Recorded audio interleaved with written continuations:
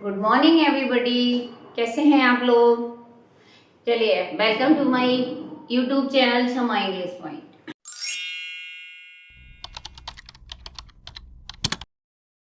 मैं शमा मैम आपके लिए फ्लेमिंगो का एक नेक्स्ट चैप्टर लेकर आई हूँ, डीप वाटर। इससे पहले मैंने आपको लॉस्ट स्प्रिंग के कुछ इंपॉर्टेंट फैक्ट बताए थे और आपसे कहा था कि उनको आप नोट्स बनाते चलिए एग्जाम तक, क्योंकि वन शॉट रिवीजन बहुत इंपॉर्टेंट रोल प्ले करता है। अगर आप वन शॉट रिवीजन इन नोट्स का कर लेंगे तो एग्जाम में आपको कोई टेंशन नहीं रहेगी। ठीक है, ये फैक्ट आपको बहुत मदद करेंगे। आप लोग प्लीज इस बात पे ट्रस्ट कीजिए और एक मैं प्रॉमिस करती हूँ कि मैं आपको सारे फैक्ट कंप्लीट कराऊंगी, तो आप भी एक प्रॉमिस कीजिए कि आप लोग भी मेन पॉइंट सारे लर्न करके रखेंगे और अपनी कॉपी में इसके नोट्स बनाएंगे। मैं आपको समझा रही हूँ, कभी भी दिक्कत लगे कोई भी वर्ड से तो आप मुझे कमेंट बॉक्स में लिख दीजिए। दूसरी बात, आप क्वेश्चन आंसर भी सॉल्व करिए, पहले आप इसको लर्न करिए, बहुत ज्यादा सेंटेंस नहीं है, एक शॉर्ट मैंने रिवीजन दिया है आपको। ये रिवीजन आप जितना करते जाएंगे उतनी आपको ये चैप्टर समझ आएंगे, क्योंकि चैप्टर बिना समझे भी कुछ नहीं होने वाला। आप ये सोचेंगे हम 4 लाइन पढ़ लेंगे तो भी एग्जाम आप क्रॉस नहीं कर लेंगे। दूसरी बात, अच्छे से क्वालिफाई करने के लिए हमें कुछ इंपॉर्टेंट फैक्ट हर चैप्टर के लगभग पता होना चाहिए, और मोस्ट इंपॉर्टेंट चैप्टर के फैक्ट तो मैं आपको लिखवा दूंगी। ठीक है, मैंने आपको प्रॉमिस किया है मैं सारा लिटरेचर एग्जाम के बोर्ड एग्जाम से पहले कवर कराऊंगी।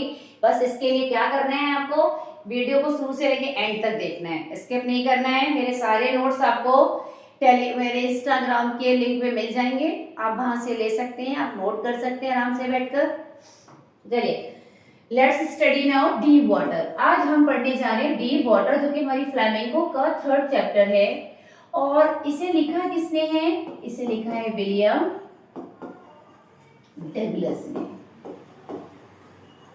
इसे लिखा है विलियम डगलस ने। ठीक है, ये विलियम डगलस के खुद के जीवन की कहानी है। जो खुद के जीवन की कहानी होती है वो होती है ऑटोबायोग्राफी।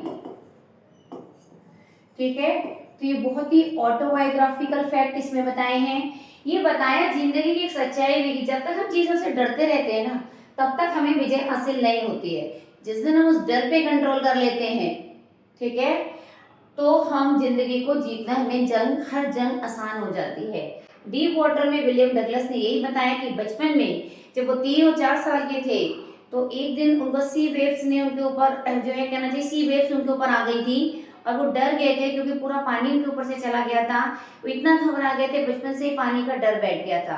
और उनको जो बहुत ज्यादा शौकीन थे, जैसे स्विमिंग करने के, फिशिंग करने के, अब पानी से डर होने के कारण उनके सारे शौक धरे के रखे जा रहे थे। तो इसीलिए उन्होंने इसमें एक इंस्ट्रक्टर की मदद ली और अपने डर पे कंट्रोल किया। और फिर भी उनके साथ एक घटना घट गई थी। उस घटना के बावजूद भी उन्होंने हिम्मत नहीं हारी और बाद में परफेक्ट स्विमर बन के निकले। हर डीप वाटर को उन्होंने फिर क्रॉस किया। ठीक, कितना भी गहरा पानी जिंदगी में आया, क्योंकि वो एक कला सीख गए थे, अपने डर पे कंट्रोल करना। और जिस दिन हम इस कला को सीख जाते हैं बच्चों, तो उस दिन ये मान लीजिएगा विलियम डगलस की तरह हमें भी खूब सफलता मिलती है। अभी आपको एग्जाम का भय लगता है, वह आप पढ़िए, पॉइंट्स को याद करिए। वीक से वीक स्टूडेंट भी अगर इन पॉइंट्स को याद करके जाता है और क्वेश्चन को समझ के इनको दिमाग में रख के आंसर देता है, तो उसकी तैयारी हो जाएगी। ठीक है, विलियम डगलस वॉज 10 और 11 ईयर ओल्ड। ये कहा जा रहा है कि जब विलियम डगलस ने, जब वो 3-4 साल के थे, तब उनके पास समुद्र की लहरें आई थी, उनके ऊपर से चली गई थी। हालांकि वो ऐसी दुर्घटना नहीं घटी थी, पर उनको पानी से डर बैठ गया था। उस डर को निकालने के लिए जब वो 10 और 11 साल के हुए, तो उन्होंने निर्णय लिया कि वो स्विमिंग सीखने जाएंगे। ठीक है, और कहाँ जाएंगे? YMCA पूल में जाएंगे।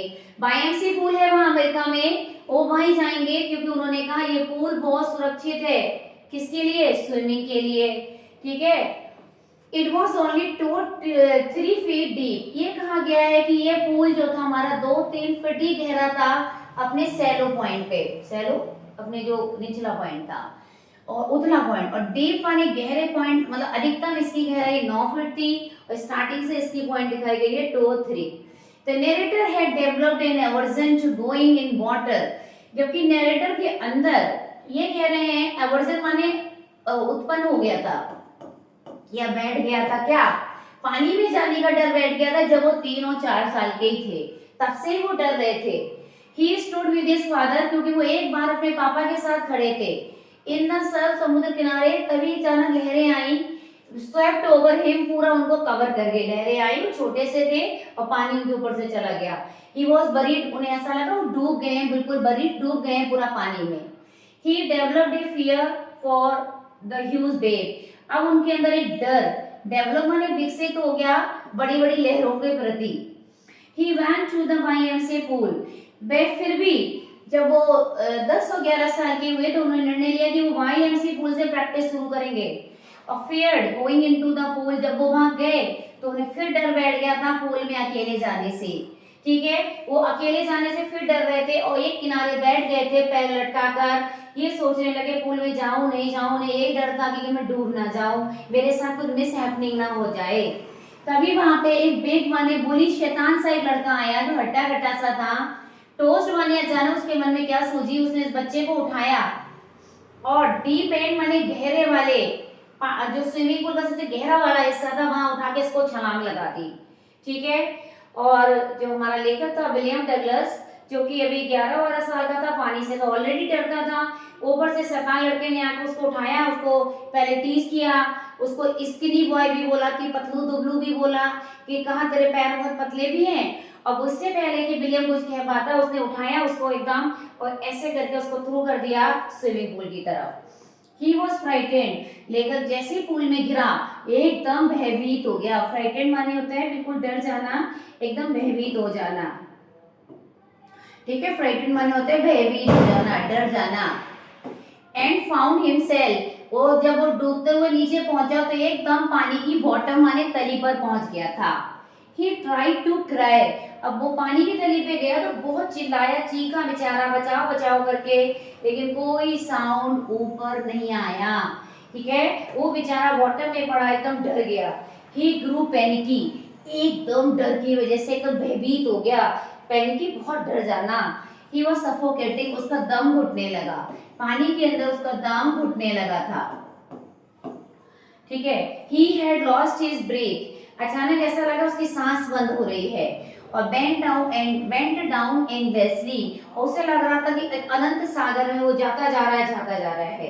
He was paralyzed, और जैसे वो पानी में गया तो उसके हाथ पैरों ने काम करना बंद कर दिया। पैरालाइज माने अपंग जैसे हो गए, केवल उसका दिल धड़क रहा था। पाउंडिंग माने धड़क रहा था। ठीक है, केवल उसका दिल धड़क रहा था, उसे ऐसा लग रहा था कि जैसे कि वो एकदम मर जाएगा, बहुत जल्दी मृत्यु को प्राप्त होगा।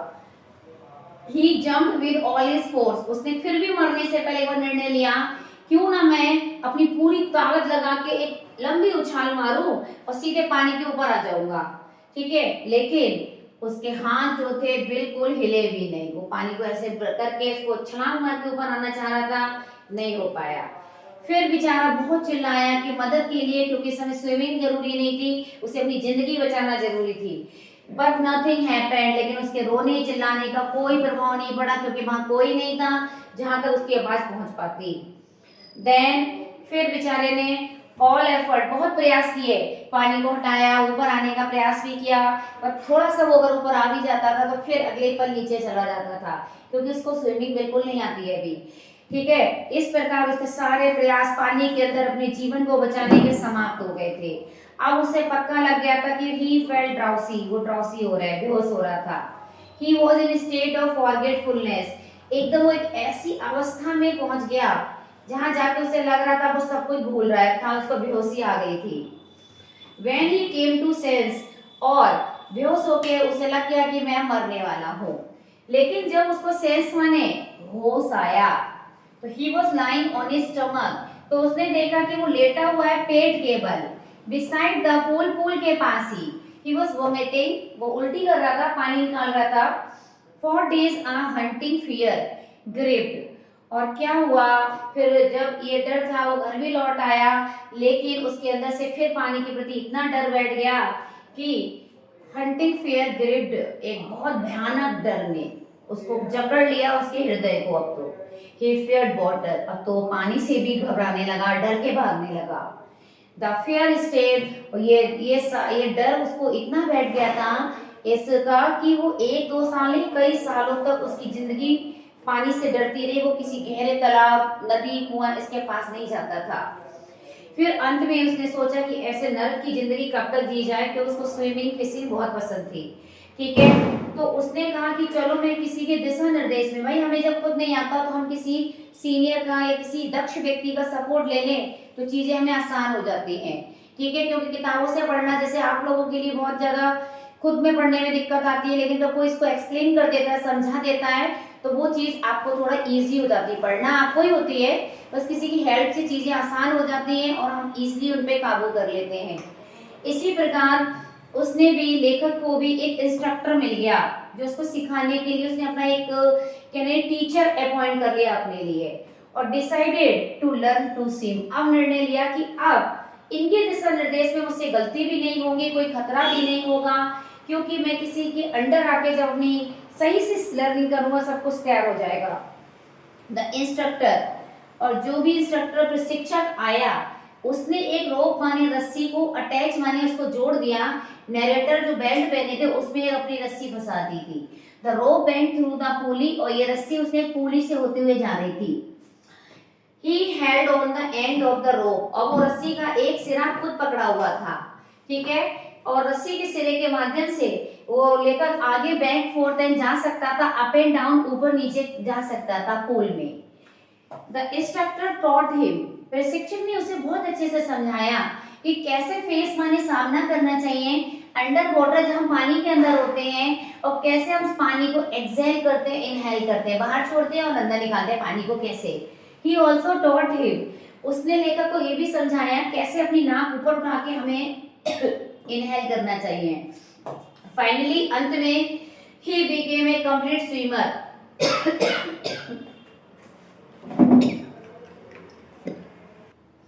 Finally he got an instructor, और ये हो गया हमारा। ठीक है, अब हुआ क्या, finally he became a complete swimmer. अब वो अपनी इंस्ट्रक्टर की मदद से उसने सारे ट्रिक को सीख लिया, कैसे हमें पानी में जाना है, कैसे आना है, कंप्लीट स्विमर बन गया अब तो। लेकिन अभी भी बेचारा डरता है, जब भी अकेला होता था पूल में तो डर वापस आता था, क्योंकि वो सेटिस्फाइड माने संतुष्ट नहीं था। Once he dived off a dock at the trigger island, एक दिन वो गोता खाते हुए गया ट्रिगर आइलैंड की तरफ और 2 मील तक तैरकर आया झील की तरफ, और अंत में उसने वहां पे कहा भी था, जब डर उसको वापस आया तो उसने कहा, ओ मिस्टर टेरर, तुम क्या सोचते हो, तुम मुझे हमेशा डराते रहोगे? नहीं, मैंने अपने डर पे कंट्रोल पा लिया है। He was able to conquer his fear of water। इस प्रकार उसने अपने पानी के डर पे जीत हासिल कर ली, और फिर वो एक परफेक्ट स्विमर बन गया। फिर तो वो बड़े बड़े सागर में जाके स्विमिंग भी करता था, कैनोइंग भी करता था, बोटिंग भी करता था। ठीक है, अब उसका पानी का डर निकल गया। तो आपने सीखा कैसे, एक मैसेज दिया कि डरते रहते हैं ना तब कुछ नहीं होता। सही प्लानिंग के साथ एक अच्छे इंस्ट्रक्टर के मार्गदर्शन में जब हम तैयारी करते हैं तो कोई भी क्षेत्र ऐसा नहीं है बच्चों जिसमें हम फतेह हासिल नहीं कर सकते। ठीक है, तो ये डीप वाटर का आपका मैसेज था कि अगर जीने की इच्छा तीव्रता है, सफलता पाने की इच्छा हमारे अंदर तीव्र है, तो हमें कोई डर हरा नहीं सकता, क्योंकि हर डर के आगे जीत है। चलिए, ये आपको मैंने पहले ही बता दिया, इंस्टाग्राम पे आप ये ले सकते हैं, और शेयर करिए भाई वीडियो ज़्यादा से ज़्यादा, अगर आपको मेरे ऐसे वीडियो से और फायदा होता है तो।